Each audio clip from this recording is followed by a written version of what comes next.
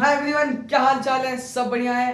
आशा करता हूँ सबके सब अच्छे होंगे। मैं यहाँ पे भी बहुत अच्छा हूँ। हम क्लास 9th का एक चैप्टर कर रहे थे जिसका नाम है introduction of linear polynomial.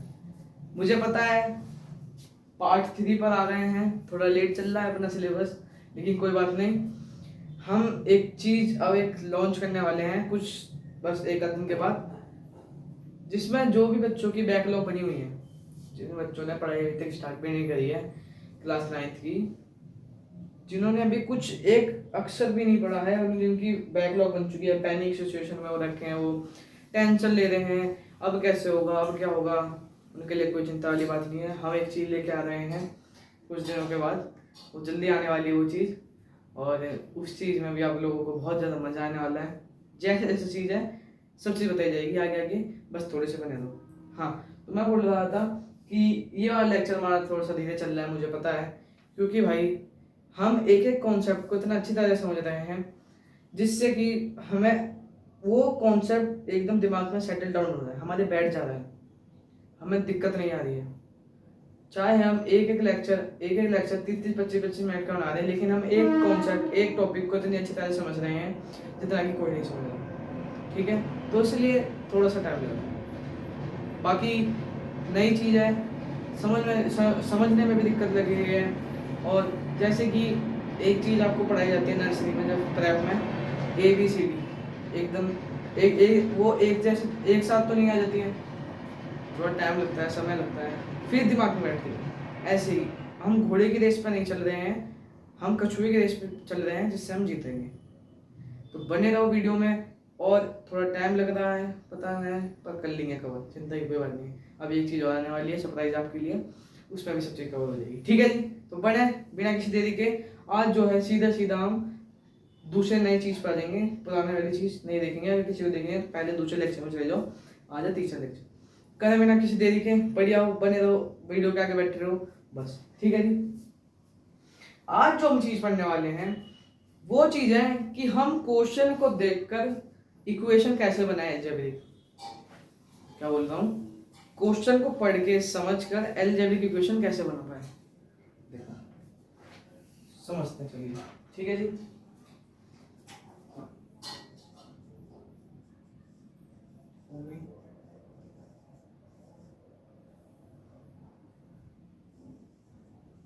Algebraic equation को कैसे बनाए, ज़्यादा टाइम नहीं लूंगा, बस थोड़ा सा एक कॉन्सेप्ट समझाऊंगा, एक दो क्वेश्चन करेंगे बुक के, उसके बाद कुछ नहीं। ठीक है जी, देखो आप गए सब्जी मंडी गए या फ्रूट मंडी गए, ठीक है, आपने वहां पे एक एप्पल खरीदा, बस एक ही एप्पल खरीदा क्योंकि महंगा बहुत था। एक एप्पल खरीदा जिसका प्राइस था, एक एप्पल की कॉस्ट थी कम से भी कम भी तो 70 रुपए। एक एप्पल की कॉस्ट थी, एक सेब की कॉस्ट थी 70 रुपए। ठीक है, तो कितने एप्पल, हाउ मच एप्पल्स, मतलब कि हाउ मच 11 एप्पल कितने के होंगे, मतलब कितने के होंगे 11 एप्पल्स। ठीक है, और कितने के होंगे n एप्पल या x एप्पल कॉस्ट। ठीक है, अब जब ये आप चीज देखते हो, मैं आपको समझा रहा हूँ, बिल्कुल एकदम बेसिक से समझा रहा हूँ जिससे कि समझ में आए आपको, ध्यान समझना बस। ठीक है, एक एप्पल की कॉस्ट जब 70 रुपए है, यानी कि एक एप्पल की कॉस्ट 70 रुपए है, तो 11 एप्पल की कॉस्ट कितनी होगी। सबसे पहले तो ये चीज समझो कि जब 2 एप्पल की कॉस्ट, यानी 2 एप्पल है आपके पास, 2 आपके पास क्या है एप्पल, तो एप्पल की कॉस्ट है 70 रुपए, तो ये ऐसे होगा 70 + 70 140 होगा, बिल्कुल होगा। 2 एप्पल है, 70 + 70 140 होगा। मैंने आपसे बोला 3 एप्पल कितने के होंगे, तो आपने फटाक से बोल दिया कि 70 + 70 + 70 110 है, मतलब 210, 210 के होंगे। फिर मैंने आपसे पूछ लिया कि 4 एप्पल कितने के होंगे। ध्यान समझो, अभी समझ में नहीं आएगा, बस बहने दो। 4 एप्पल कितने के होंगे, 4 एप्पल कितने के होंगे, जल्दी बताओ कितने के होंगे भाई, 280 के होंगे। ठीक है, तो ऐसे चलता रहा, और मैंने फिर आपसे एंड में जाके पूछा कि एक्स एप्पल कितने के होंगे, एक्स एप्पल कितने के होंगे, तो आपने क्या करा, एक्स एप्पल कितने के होंगे, यानी पता ही है, कुछ भी डिजिट नहीं दे रखी, तो आपने सिंपल लिख दिया 70x। ठीक है, अब जो आपने ये पूरी रामकथा इतनी बड़ी लिखी, आप ऐसे भी तो लिख सकते थे इसको, 70 + 2 लिख सकते थे, ऐसे भी लिख सकते थे कि 70 × 30, 70 × 2, 70 × 4 भी लिख सकते थे, इसको लिख सकते थे, बिल्कुल लिख सकते थे, और इसको लिख सकते थे 70 × x, बिल्कुल लिख सकते थे। ठीक है, तो ये एक अलजेब्रिक इक्वेशन है, एक पॉलिनोमियल वेरिएबल भी है, मतलब एक पॉलिनोमियल भी है, एक लीनियर इक्वेशन भी है, सब है। ठीक है, ऐसे ही इसमें आ जाओ, जब एक एप्पल की कॉस्ट 70 रुपए है, तो 11 एप्पल की कितनी होगी, 17 × 11। ठीक है, x की कितनी होगी, 70x, होगी 770। ठीक है, होगी 11 एप्पल की कॉस्ट होगी, और इतनी की होगी। अब मैं आपसे ये पूछ लूं कि क्या ये एक अलजेब्रिक इक्वेशन है, बिल्कुल है। क्या ये एक पॉलिनोमियल है, बिल्कुल है। क्या ये लीनियर है, सब है। ठीक है, लीनियर क्यों है, क्योंकि इसमें वो इसकी पावर 1 है। ठीक है, बिल्कुल है, कोई टेंशन वाली बात नहीं। ठीक है, इतनी चीज समझ में आई। अब एक चीज समझो, अब एक छोटी चीज समझो, जब भी क्वेश्चन में, पेपर में कभी भी ऐसा क्वेश्चन आ जाए, वर्ड प्रॉब्लम्स वाला, ये वर्ड प्रॉब्लम्स वाले क्वेश्चन होते हैं। वर्ड प्रॉब्लम्स में आपको इक्वेशन बनाकर सोल्व करना पड़ेगा। क्वेश्चन को सबसे पहले तो पूरा मत पढ़ना, आधा आधा करके पढ़ना, क्योंकि जब आप पूरा पढ़ लोगे तो आप पैनिक हो जाओगे, क्या क्या लिखा है कुछ समझ में नहीं आया। एक एक लाइन आराम से पढ़ोगे तो सब चीज क्लियर होगी। ठीक है, बस इतनी सी बात याद। ठीक है, तो हम अब देखते हैं, क्वेश्चन पे बढ़ते हैं अपने एनसीईआरटी वाले। ठीक है, इतना मैं समझ में आ गया।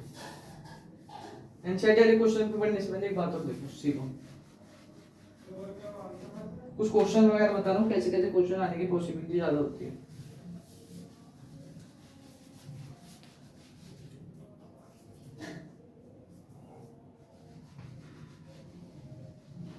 देखो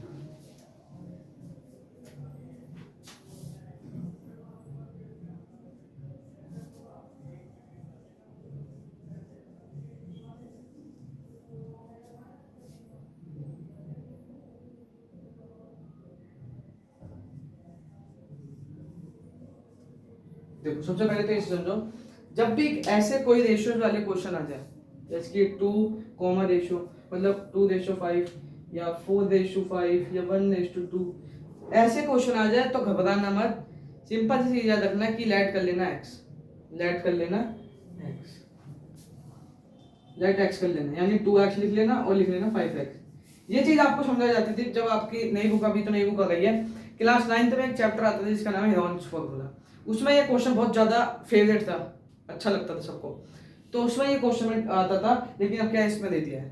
कभी भी रेशियो वाले क्वेश्चन आ जाए तो सिंपल सी बात याद रखना कि क्या कर लेना, लेट कर लेना x। ठीक है, जब भी एज वाले क्वेश्चन आ जाए, ये तो ये चीज अलग है, इतना बस याद रखना इस वाले क्वेश्चन में कि जब भी रेशियो वाले क्वेश्चन आ जाए दिमाग से कुछ मत करना, बोलना x लेट कर लिया। ठीक है, जब भी कभी एज वाले सवाल आ जाए, एज वाले क्वेश्चन आ जाए, तो क्या करोगे, दे रखा होगा राजू की एज इतनी है आज, तो 5 साल बाद कितनी होगी।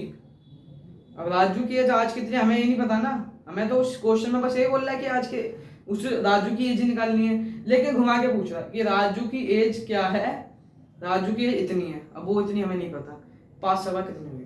राजू की एज को भी ले लेंगे x, लेट कर लो x, सिंपल सी, क्योंकि x जब लेट कर लोगे तो क्वेश्चन अपना सॉल्व होने लग जाता है। x लेट करने के बाद फिर जो भी 5 साल बाद उसकी एज है उसको मल्टीप्लाई कर देंगे। ठीक है, 5 में। ठीक है, ठीक है जी, बस इतनी सी बात याद रखना। अब बढ़ते हैं अपने क्वेश्चन पे। ठीक है, बढ़ते हैं सवाल पे, एनसीईआरटी के सवाल करते हैं फटाफट से।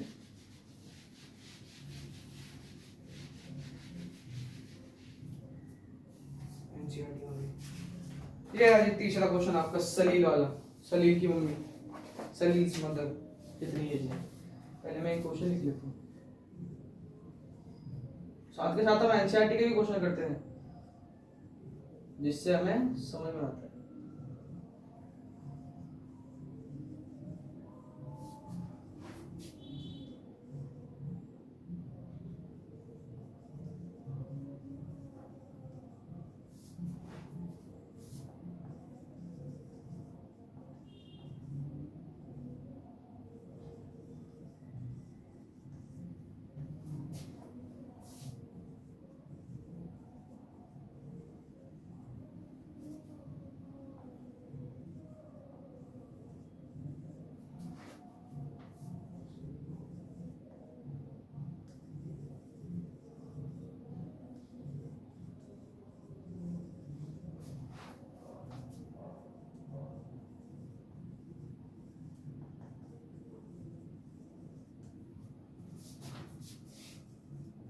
क्वेश्चन पढ़ो फटाफट से पहले, ऐसे मत पढ़ना, आराम आराम से पढ़ना, ऊपर ऊपर से, मतलब पहले थोड़ा पढ़ना फिर उसके बाद थोड़ा पढ़ना। मैं 1 मिनट में आता हूँ बस।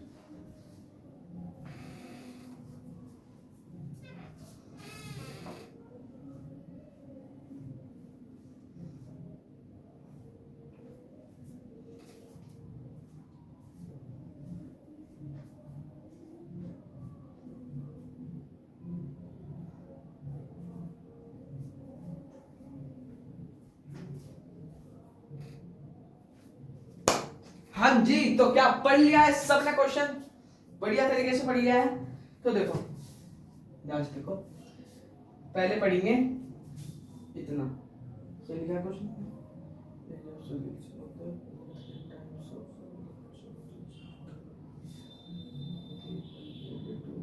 चलिए बिल्कुल देखो, द प्रेजेंट एज ऑफ सलील, सलील की मम्मी, सलील की आज की एज कितनी है वो हमें इसमें दिया नहीं है। हमें इसमें क्या दिया है कि सलील की मम्मी की एज है उससे 3 साल, मतलब उससे 3 गुना। सबसे पहले मैंने क्या बोला है, कुछ मत पढ़ो, सीधे लिख दो सलील एज, सलील एज एक्स, सलील की एज लेट कर लो एक्स, लेट एक्स, ठीक है। फिर उसके बाद क्या बोला गया है ये पढ़ो कि उसकी मम्मी की जो एज है, उसकी मदर की, उसकी मॉम की जो एज है वो 3 टाइम्स है सलील की एज की, आज की एज से, यानी सलील्स मॉम एज, उसकी मॉम की एज है 3x, क्योंकि आज की एज सलील की हमें नहीं पता, हमने x लेट कर लिया, जैसे मैंने आपको क्वेश्चन पहले बताया था, ठीक है, x लेट कर लिया। फिर उसके बाद उसने बोला है कि जो एज सलील की आज है उससे 3 गुना उसकी माँ की है एज, तो लिख लिया हमने 3x, लिख लिया, बहुत सिंपल चीज है, अभी कुछ ज्यादा हमने पढ़ा नहीं है, ठीक है, बस इतना पढ़ लो, बस इतना देखो, इसे भूल जाओ अभी, इतना पढ़ो अभी, ये जो ऊपर का लिखा है बस मैंने ये पढ़ो, ये भूल जाओ, ये मिटा दिया, ऐसे समझ लो, ठीक है। देखो ध्यान से क्या लिखा है, the present age of Salil's mother, present age, अगर प्रेजेंट एज 5 साल 10 साल लिखी होती तो हम यहाँ पे लिखते, अब हमें दिया ही नहीं है कितनी है सलील की एज, तो हम क्या लिख लेंगे, हम लिख लेंगे x, जब कुछ ना दिया हो तो जाना x पे, लिख लेना x, ठीक है, हमने लिख लिया यहाँ पे x। फिर उसके बाद सलील की मम्मी की जो एज है, यानी सलील मदर एज है 3 टाइम्स, 3 गुना, लिख लिया 3 गुना, बस इतना। अब नीचे का पढ़ेंगे हम, ठीक है, अब नीचे पढ़ेंगे, नीचे क्या लिखा गया है देखो ध्यान से, after 5 years, after 5 years will add it up to 70 age, 70 साल जोड़ दिया गया उसमें, इन दोनों को प्लस करने का जोड़ दिया गया, ठीक है, इन दोनों को जोड़ने का कर दिया गया, ठीक है, यानी सलील की एज जो है, सलील की एज में, सलील की एज में पहले हमें 5 साल ऐड करना पड़ेगा, ठीक है, और उसकी मदर की भी एज में लिखना पड़ेगा, मदर की एज में भी 5 साल 5 ऐड करना पड़ेगा 3x प्लस में। फिर उसमें बोला गया है कि इन दोनों को ऐड करके जो सामने की जो बना है, कुछ इक्वेशन टाइप बनी है ये, उसमें क्या बोला गया है कि उसमें बोला है कि 70 साल जुड़ गए हैं, बस वो बोला फाइंड द देयर परसेंट, बस ये x निकालना है, जैसे ही x पता चल जाएगा सलील की एज भी आ जाएगी, उसकी मम्मी की एज भी आ जाएगी, ठीक है, ठीक है, कर दे फटाफट से, कैसे सॉल्व करेंगे जवानों, कैसे करेंगे, x की टर्म को प्लस कर दो, क्या बनेगा 4x, ठीक है, प्लस फिर 5 को भी ऐड कर दो, 5 बन गया 10, 70 को तो ऐसे लिख लो, 4x ऐसे आ जाएगा, ये 10 इधर से आ जाएगा तो मल्टी हो जाएगा माइनस, ये हो जाएगा आपका 60, ये कट जाएगा तो क्या बनेगा 1, और ये बनेगा आपका 15, या x की वैल्यू आ गई 15, यानी कि सलील की आज की एज है 15 साल, सलील की आज की एज मिल गई हमें, जैसे सलील की आज की एज मिल गई उसमें मल्टीप्लाई कर दो, उसकी मदर की एज भी आ जाएगी, क्या है जल्दी बताओ, जल्दी बताओ, 45 ईयर्स उसकी मम्मी की एज है, यानी कि जो सलील की प्रेजेंट एज है, फाइनल आंसर यहाँ लिखेंगे हम,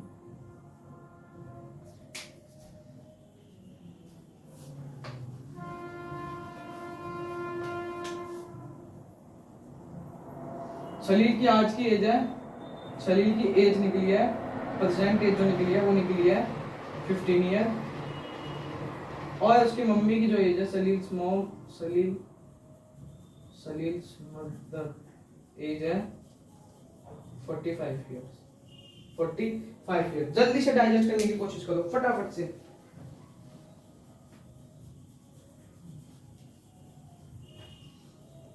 ध्यान से एक बार फिर से समझो, ध्यान से समझो, 1 मिनट का टाइम है आपके पास, आराम से समझो, बिना किसी देरी के, बिना किसी हड़बड़ी के, बिल्कुल आराम से समझो क्या समझाया। जब भी कुछ ना लिखे एज को एक्स लेट कर लो। क्या बोला मैंने? एक्स को लेट कर लो, बस कुछ मत करो, ठीक है? फटाफट से देखो, फटाफट से देखो, जल्दी देखो, मैं पानी पी के आता हूँ।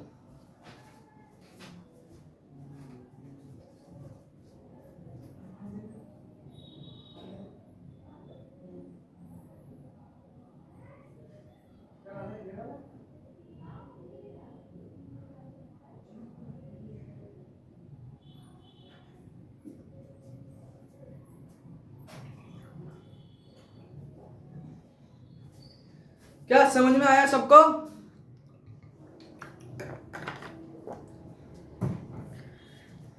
क्या समझ में आया? फिर से समझने की एक बार और कोशिश कर रहे हैं समझने की।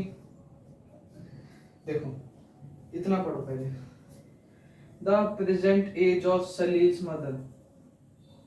सलील की आज की एज कितनी है हमें नहीं पता, हमने एक्स लेट कर लिया। फिर उसके बाद सलील की आज की एज इतनी है, उसकी 3 गुना उसकी मम्मी की एज है, कर लिया जी 3x। एक्स था 3 गुना कर दिया, ठीक है? 5 साल बाद जो उनकी एज है उसमें 5 साल ऐड हो गए ऐड। फिर उसमें हमें दोनों को ऐड करना था और 70 साल यानी 70 को उसके आगे रखना था। लिख दिया बिल्कुल, जो बोला कर दिया। सॉल्व करते गए, पहले एक्स वाली टर्म को किया, प्लस हो गया 4, फिर ये जो विदाउट किसी वेरिएबल का है 5 + 5 10 और ये 70 चल रहा था। दाएं नीचे इस 10 को इधर भेज दिया, ये माइनस हो गया, और जब माइनस हुआ तो 60, तो 4x = 60, कट कट आके का आंसर आ गया 15। यानी x हमारा 50 निकल गया। अब हमें काम करने की जरूरत नहीं है। सलील की एज 15 साल, उसकी मम्मी की एज उसमें मल्टीप्लाई कर दी तो 45 निकल गया, आंसर खत्म, क्वेश्चन हो गया। हो गया? चलिए आगे बढ़े क्या फटाफट से? फटाफट से आगे बढ़ते हैं। चलिए जी आगे बढ़ते हैं।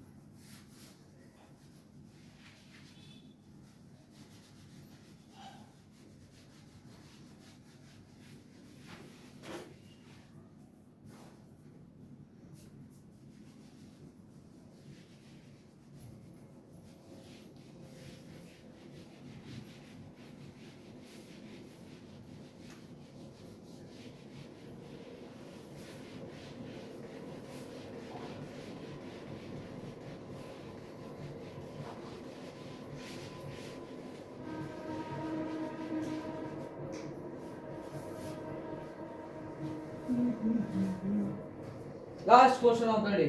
चलिए चौथा क्वेश्चन बुक का है आपके, बढ़िया तरीके से करेंगे। Fourth question, the difference between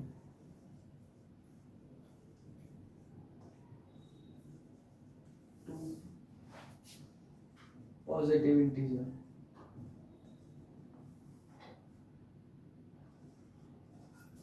is 63. The ratio of the two integer is 2:5. Find the two integer। खत्म। चलिए जी फटाफट से इसको करने की करते हैं कोशिश करते हैं। हम तो कोशिश करते हैं, क्वेश्चन तो अपना सॉल्व हो जाता है, हमें मेहनत नहीं जल्दी बढ़ती, हमें तो आता है सब चीज। ठीक है जी, देखो दिमाग में एक बात याद आई, कुछ बोला था मैंने, रेशियो वाले कुछ भी क्वेश्चन आ जाए तो लेट कर लेंगे x, तो ये बन जाएगा 2x, 5x। अब देखो दो पॉजिटिव इंटीजर है, डिफरेंस यानी ना माइनस करना होगा हमें। कैसे माइनस करेंगे? 5x में से माइनस कर देंगे 2x, उसके बाद क्या बोला है? 64। The ratio of the two integer is, ये था फाइंड द इंटीजर, ये इंटीजर फाइंड करना है। मतलब कि सिंपल वही बात है, घुमा फिरा के वही x निकालने की बात आ जाती है। ठीक है, जब x निकाल लेंगे तो इनकी वैल्यू भी निकल जाएगी इंटीजर। ठीक है, 63। ठीक है जी, बहुत इजी है, दिमाग खोलो, करने की कोशिश करो। x वालों को माइनस कर दो, 3x इज इक्वल टू 64। ये इसके नीचे आ जाएगा तो ये 3 1 जा और ये 2 और ये 1, यानी कि x की वैल्यू आ गई 21। खत्म। जैसी x की वैल्यू कहीं से भी मिल जाए फटाफट से इन दोनों में रख देंगे, यानी कि 2 इंटू 21 तो क्या आ गया, जल्दी बताओ, जल्दी बताओ, 42। ठीक है, 42। उसके बाद और फिर इसको भी कर देंगे 5 इंटू 21, 5 इंटू 21 तो ये हो गया आपका 5 105। क्या हो गया जी, ये हो गया आपका आंसर 105। जल्दी से डाइजेस्ट करने की कोशिश करो इसे भी।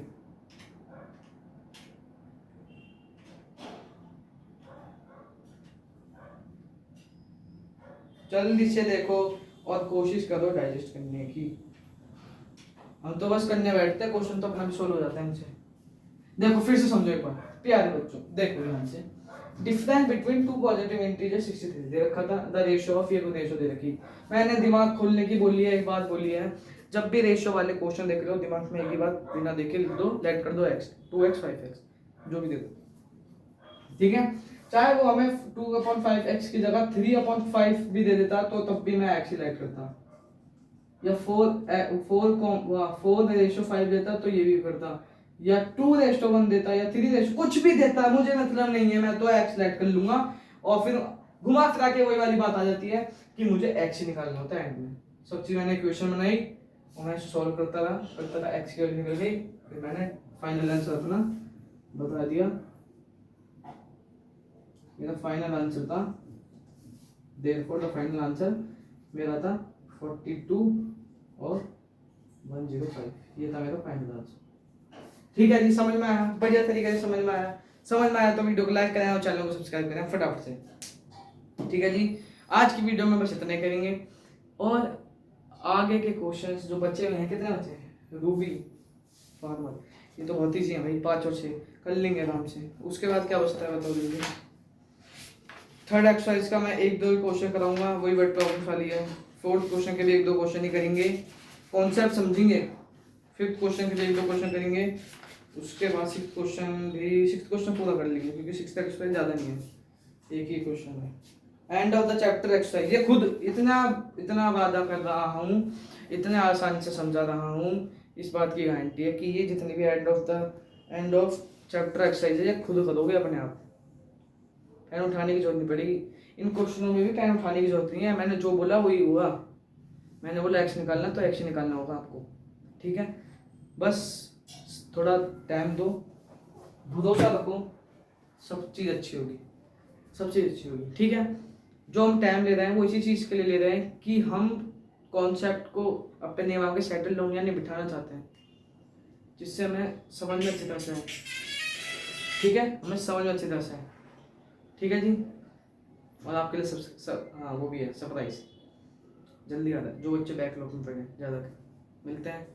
चलिए जी, मिलते हैं नेक्स्ट वीडियो में। वीडियो अच्छी लगे तो लाइक करें, सब्सक्राइब करें। जब तक के लिए बाय बाय। मेरा नाम है, आप पढ़ने डी से।